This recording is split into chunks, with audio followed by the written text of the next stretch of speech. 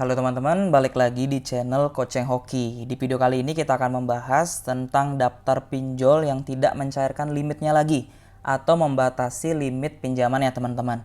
Yang mana ini artinya tanda-tanda kebangkrutan pinjol itu makin terlihat jelas.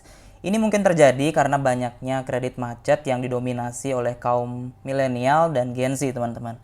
Kita baca dulu berita dari kontan.co.id.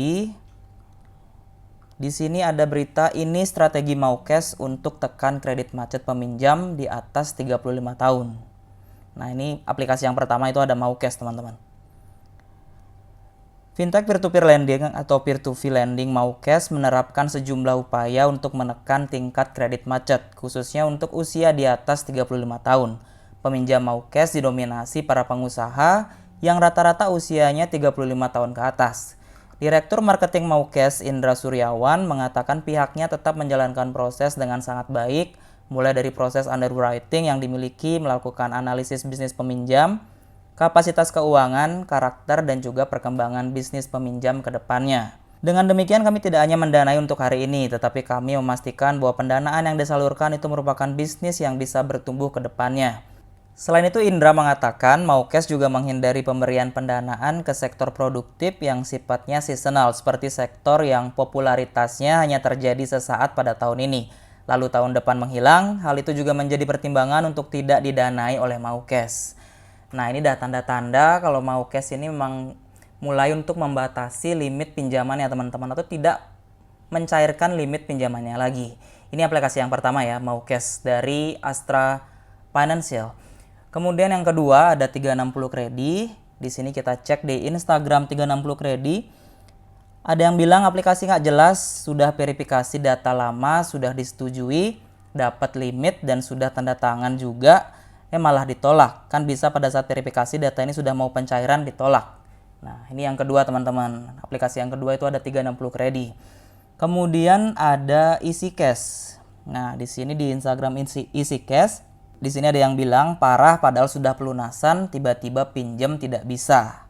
Kemudian limit saya berkurang secara tiba-tiba padahal bayar nggak pernah telat. Nah, ini bisa jadi kenapa pinjol-pinjol ini mulai membatasi limit pinjamannya itu karena kredit macetnya itu semakin tinggi, teman-teman. Kemudian yang ketiga ada Samir. Di sini ada di Play Store. Saya tidak tahu harus berkata apa tentang aplikasi pinjaman ini. Saya tidak pernah terlambat untuk pembayaran, bahkan dalam jumlah kecil. Tapi ketika saya ingin melakukan pinjaman lagi, itu selalu ditolak. Sudah 6 kali pinjaman saya ditolak, sangat aneh dan tolong hapus data saya di Samir. Samir teman-teman juga membatasi limit pinjamannya. Kemudian yang keempat ada pinjam win-win. Buruk, masih menunggu buka aplikasi menyebalkan, tidak ada atau tidak, maksudnya tidak ada limit atau enggak, tidak ada respon melalui email, halo analisis dan customer service, hari ini tanggal 5 Maret, buka aplikasi ditolak, ajuin tanggal 27 Februari, jawaban juga ditolak. Nah, pinjam win-win juga teman-teman, tidak mencairkan limit pinjamannya lagi. Kemudian yang terakhir ada Indodana. Tidak heran begitu banyak orang yang menggunakan aplikasi ini mengeluh bahwa tiba-tiba akun mereka ditangguhkan. Ditangguhkan maksudnya nggak dapat pinjaman ya teman-teman. Tanpa alasan sementara, mereka selalu membayar tepat waktu. Dan sekarang giliran saya dengan alasan konyol bahwa saya tidak memenuhi syarat untuk menggunakan aplikasi dan diblokir.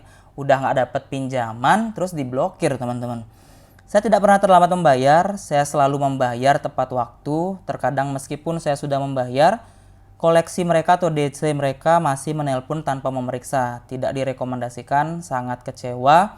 Anda seharusnya membantu orang yang membutuhkan bantuan secara finansial, bukan mengambil keuntungan. Nah, ini udah nyata-nyata ya teman-teman. Pengalaman-pengalaman dari teman-teman yang sudah tidak diberikan limit lagi oleh aplikasi pinjol-pinjol ini atau dibatasi limit pinjamannya. Oke, jadi itu daftar pinjol yang tidak mencairkan limitnya lagi, yang mana ini artinya tanda-tanda kebangkrutan pinjol itu semakin jelas, teman-teman. Mungkin segitu dulu video kali ini, semoga bisa bermanfaat. Mohon maaf jika ada salah-salah kata. Terima kasih.